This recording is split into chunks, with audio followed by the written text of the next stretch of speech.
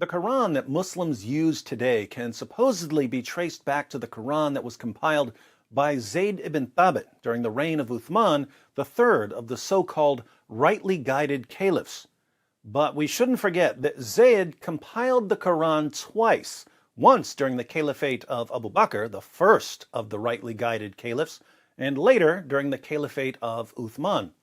Interestingly, the two editions of the Quran compiled by Zayd ibn Thabit were not the same. They didn't have the same number of words. They didn't even have the same number of verses.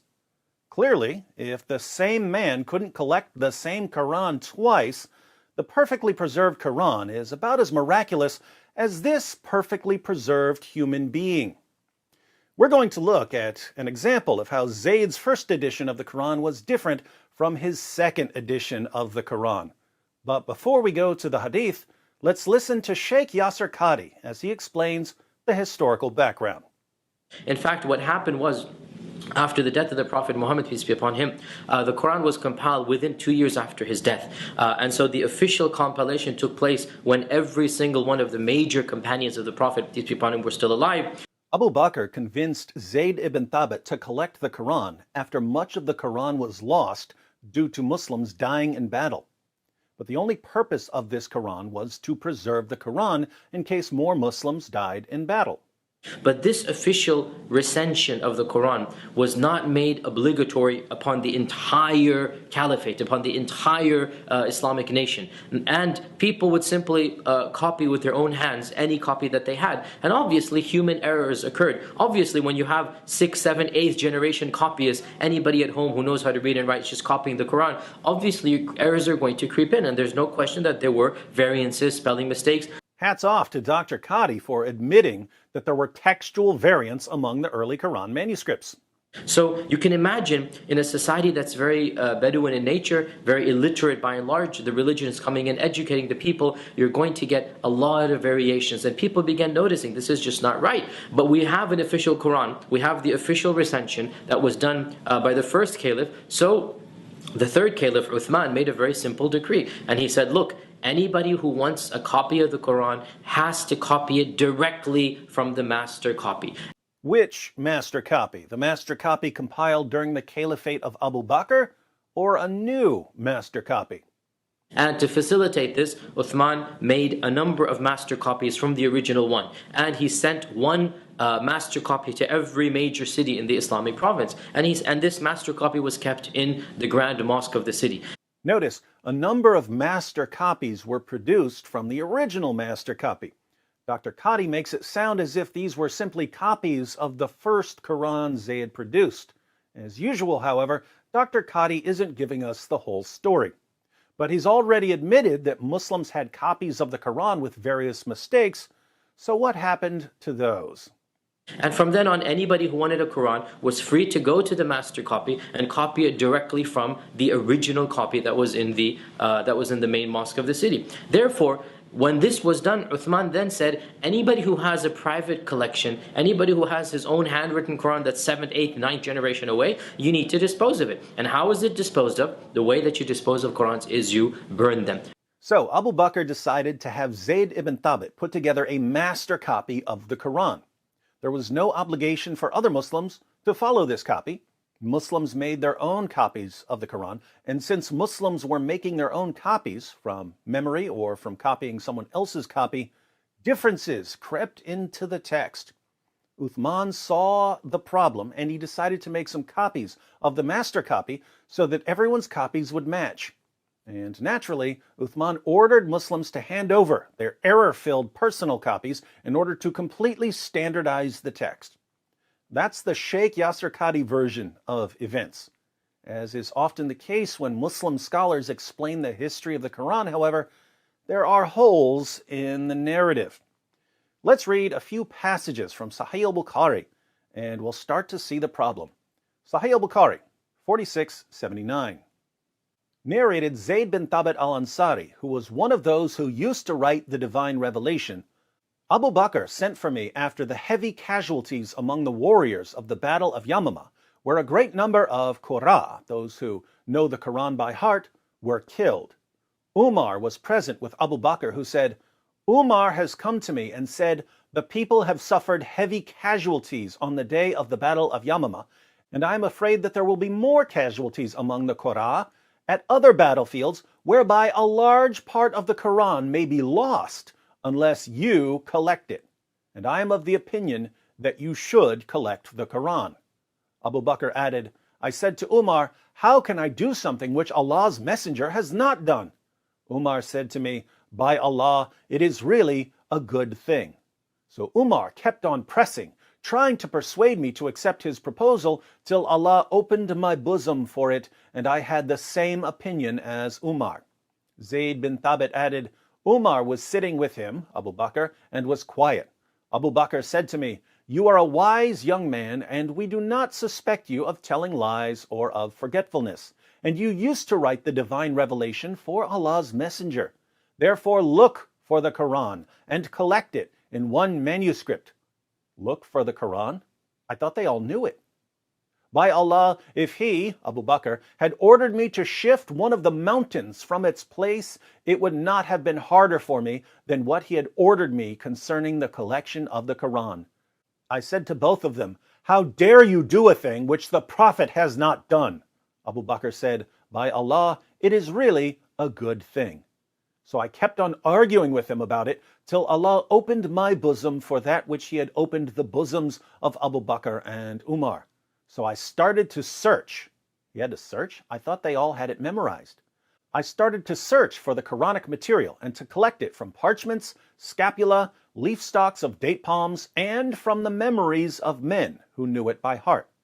I found with Khuzaymah 2 verses of Surat at-Tawbah, which I had not found with anybody else, and they were, verily there has come unto you a messenger, Muhammad, from amongst yourselves, i.e. whom you know well.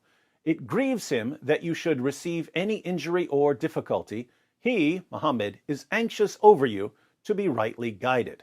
Verse 9, 128. The manuscript on which the Quran was collected remained with Abu Bakr till Allah took him unto him, and then with Umar till Allah took him unto him, and finally it remained with Hafsa, Umar's daughter. Notice a few things from this passage. First, the reason Umar suggested collecting the Quran into a book was that the Muslims who had parts of the Quran memorized were dying in battle. Umar said, the people have suffered heavy casualties on the day of the Battle of Yamama, and I am afraid that there will be more casualties among the Qur'an at other battlefields whereby a large part of the Quran may be lost unless you collect it. Strange, didn't Allah promise that He would protect the Quran? This is actually a watered-down version of what happened. In reality, the only people who had certain passages of the Quran memorized died at the Battle of Yamama. We read in Ibn Abi Dawud's Kitab al-Masahif, many of the passages of the Quran that were sent down were known by those who died on the day of Yamama, but they were not known by those who survived them, nor were they written down, nor had Abu Bakr, Umar, or Uthman by that time collected the Quran, nor were they found with even one person after them. So, numerous Quran passages were lost because the only Muslims who had the passages memorized die in battle. If you're a Muslim and you're thinking to yourself, that's nonsense because hundreds of Muslims had the entire Quran memorized, congratulations. You mindlessly believed what your lying apologists told you. Your parents must be so proud of your extreme gullibility. Second, Abu Bakr and Zayd ibn Thabit thought it was a really strange idea to collect the Quran into a book. They had no concept of collecting the Quran into a book, but they decided that it's better than losing more of the Quran. Third, Zayd says that he knew it would be extremely difficult to collect the Quran. He says, by Allah, if he, Abu Bakr, had ordered me to shift one of the mountains from its place, it would not have been harder for me than what he ordered me concerning the collection of the Quran. But if Muslims today are correct and tons of early Muslims had the Quran memorized word for word, wouldn't it be pretty easy to make a manuscript of the Quran? I'm starting to notice that what Muslims today say about the Quran is totally different from what the early Muslims said about the Quran. Fourth, collecting the Quran was a messy process. Zayd says, "So I started to search for the Quranic material and to collect it from parchments, scapula, leaf stalks of date palms, and from the memories of men who knew it by heart." Now wait a minute. Shouldn't Zayd ibn Thabit know the Quran by heart? Why would he need parchments and scapula and leaf stalks and other people? Why? Because the modern Muslim narrative is complete nonsense. Fifth, contrary to today's narrative, Zayd admits that there were parts of the Quran that he could only find with a particular Muslim. He says, "I found with Khuzaymah 2 verses of Surat at-Tawbah which I had not found with anybody else." Here again, if so many Muslims had the Quran perfectly memorized, wouldn't Zayd have been able to find these verses with lots of Muslims? Wouldn't he know the verses himself? And yet he only found them with one man. Strange. But this isn't really the point of this video. We're about to see that Zayd's original Quran is not the same as today's Quran. Sahih al-Bukhari, 4987. Narrated Anas bin Malik, Hudhaifa bin al-Yaman came to Uthman at the time when the people of Sham and the people of Iraq were waging war to conquer Armenia and Azerbaijan. Hudhaifa was afraid of the people of Sham and Iraq, differences in the recitation of the Quran. So he said to Uthman, "O chief of the believers, save this nation before they differ about the book, the Quran, as Jews and the Christians did before them." So Uthman sent a message to Hafsa saying, "Send us the manuscript of the Quran so that we may compile the Quranic materials in perfect copies and return the manuscript to you." Hafsa sent it to Uthman. She sent Zayd's original Quran to Uthman. Uthman then ordered Zayd bin Thabit, Abdullah bin az-Zubair, Sa'id bin al-As, and Abdurrahman bin Harith bin Hisham to copy the original manuscript perfectly. Uthman said to the 3 Qurayshi men, "In case you disagree with Zayd bin Thabit on any point in the Quran, then write it in the dialect of Quraysh as the Quran was revealed in their tongue." They did so, and when they had written many copies, Uthman returned the original manuscripts to Hafsa. Uthman sent to every Muslim province 1 copy of what they had copied and ordered that all the other Quranic materials, whether written in fragmentary manuscripts or whole copies, be burnt. Notice 3 things here. First, Muslims were reciting different versions of the Quran. Hudhaifa was afraid of the people of Sham and Iraq, differences in the recitation of the Quran. That's strange, since there's only one Quran perfectly preserved since the time of Muhammad. Oh wait, even Sheikh Yasser Qadi admits that Muslims were reciting different versions of the Quran with numerous errors. People would simply copy with their own hands any copy that they had. And obviously human errors occurred. Obviously when you have 6th, 7th, 8th generation copyists, anybody at home who knows how to read and write is just copying the Quran, obviously errors are going to creep in, and there's no question that there were variances, spelling mistakes. In a society that's very Bedouin in nature, very illiterate by and large, the religion is coming in, educating the people, you're going to get a lot of variations, and people began noticing this is just not right. Second, if you think these are only minor differences, read the passage.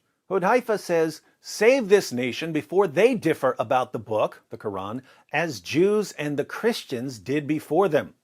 There are major differences between Jews and Christians. Hudhaifa says that if Uthman doesn't intervene, Muslims will end up differing as much as Jews and Christians.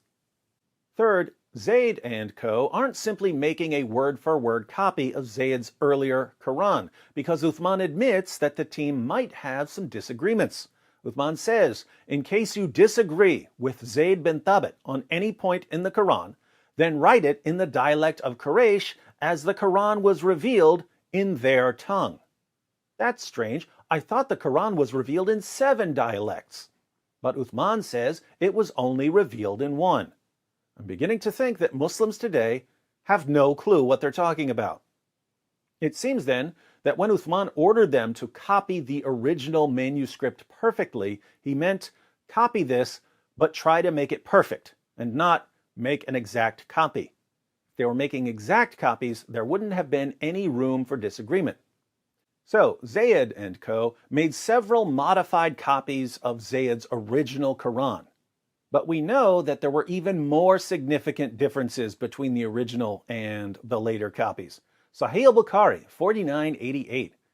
Zayd bin Thabit added, "A verse from Surat al-Ahzab was missed by me when we copied the Quran, and I used to hear Allah's Messenger reciting it.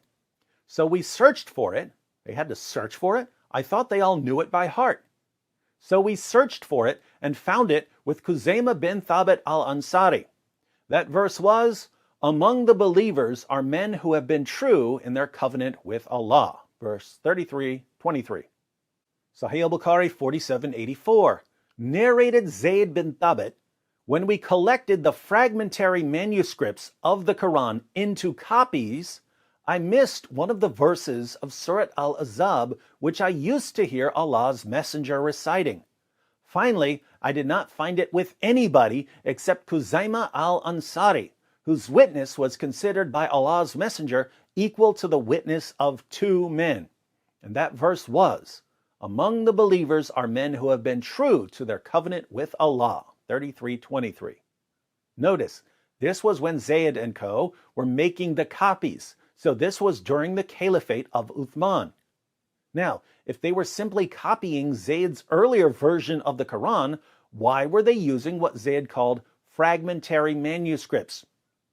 Apparently, Zayd didn't think that any of the earlier manuscripts were complete. They were all fragmentary, including his. But here's what's interesting. Even though Zayd had his original version of the Quran, and even though he had numerous other manuscripts, he noticed that something was missing from all of them. He remembered a verse that he couldn't find anywhere. He went looking for it, and he eventually found it with Khuzaymah al-Ansari, the same Muslim who was the only Muslim who remembered the last 2 verses of Surah 9. Here again, I thought that there were hundreds of Muslims who had memorized the entire Quran, word for word. And yet, there were verses that no one except Khuzaymah could remember. Putting all of this together, the early Muslim community didn't want to have the Quran in book form. They only reluctantly agreed to compile the Quran into a book because they recognized that human memory is a really, really bad way to preserve an entire book. If we go with the story in Kitab al-Masahif, much of the Quran was already lost. Muslims put together a physical copy because they didn't want to lose more of it. If we go with the watered-down story in Bukhari, we can still see that Muslim leaders were extremely worried that they would lose parts of the Quran unless they had a physical copy. What do Muslims tell us today? They tell us that the Quran couldn't be corrupted because of the infallible tool of human memory.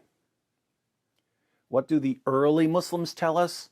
They tell us, don't trust human memory. Get a hard copy. Muslims today also tell us that there has never been a single difference anywhere in any manuscript of the Quran. And yet, even Muslim scholars are admitting that the first generation of Muslims were making mistakes in their manuscripts. People would simply copy with their own hands any copy that they had. And obviously human errors occurred. Obviously when you have 6th, 7th, 8th generation copyists, anybody at home who knows how to read and write is just copying the Quran, obviously errors are going to creep in, and there's no question that there were variances, spelling mistakes. How could a Muslim make a mistake in writing the Quran when he was surrounded by Muslims who had memorized it perfectly? One of life's great mysteries.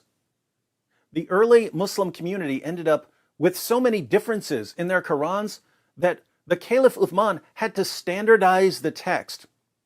Again, why did Uthman decide to standardize the text? Why was there a need for standardization? Because Muslims were reciting different Qurans. How were they reciting different Qurans when there's only been one Quran perfectly preserved from the time of Muhammad? Another of life's great mysteries. And as we've seen, the standardized version didn't agree with any earlier version, not even the earlier version of Zayd ibn Thabit himself. One man put the Quran together for two different caliphs, and he couldn't come up with the same Quran twice. Everything we read about the early history of the Quran tells us that there were massive problems putting this book together. It was an extraordinarily difficult and sloppy process. What do our Muslim friends tell us? Perfect preservation, right down to the letter. It's a miracle. Just ignore everything in all of our sources. Ignore the stories about Muhammad's top Quran reciters having different numbers of chapters. Ignore the stories about entire chapters coming up missing. Ignore the stories about large passages coming up missing. Ignore the stories about verses being eaten by a sheep. Ignore the stories about burning manuscripts to cover up the differences. Ignore the tens of thousands of differences among different Qurans today. Just ignore all the actual evidence and mindlessly believe one of the most demonstrably false claims in the history of humanity, the demonstrably, indisputably false claim that the Quran has been perfectly preserved. Oh, Muslims, you have no idea how happy you made us when you decided that the centerpiece of your case for Islam would be a claim that anyone can refute if they do 5 minutes of research. Please, tell us more about your perfectly preserved book. And while you're at it, explain one more thing. Zayd's original Quran didn't include Surah 33, verse 23. He only remembered that there was a Surah 33, verse 23 years later, and he was only able to find one man who could recite it. But there were many other problems with Surah 33. According to Ubay ibn Ka'b, one of Muhammad's top reciters of the Quran, more than 200 Quran verses were lost from Surah 33 alone. The verse of stoning and the verses about breastfeeding adults were also in Surah 33. These verses are no longer in there because Aisha had the only copy and her sheep conveniently ate it. So tell me, why did Surah 33 cause so many problems for the early Muslim community when there were supposedly so many Muslims who had memorized the entire Quran? If you don't know what I'm talking about right now, be sure to watch my video, 200 plus Quran verses missing from a single chapter. We need you to explain all of these problems with Surah 33 so that we don't continue thinking that there are holes in the narrative. You don't want us thinking that there are holes in the narrative, do you?